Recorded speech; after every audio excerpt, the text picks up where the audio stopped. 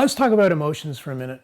You know, everything, person, place, every object for human beings has an emotional content to it, and that includes documents. Now, if you're dealing with something as basic as a license, the emotional connect might not be really significant, but again, that depends on who it is. I mean, if it's somebody who's 80 years old who's afraid they're not going to get it renewed, then there might be a lot of anxiety attached to the document.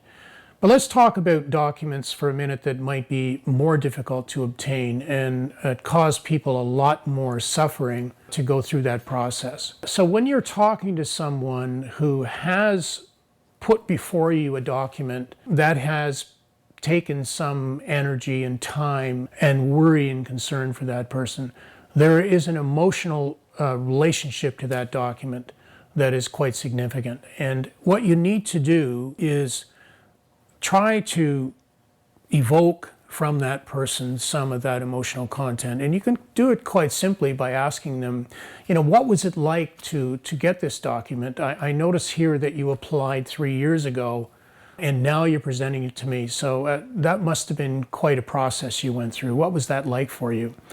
And when you ask those kind of questions of people, you can very quickly determine whether they actually have an emotional relationship with the document, because they will respond accordingly and give you maybe something very brief in response, but it will tie the emotion for them to that process. And remember, some of these documents have a lot of powerful significance to them emotionally, and you need to see if that's there. If it's not there, well, then you have to have some concern. And that's when you ask for more detail about the document and you say, well, perhaps you could go through and tell me how you obtained this document more specifically and see if there's any emotional relationship comes out of that.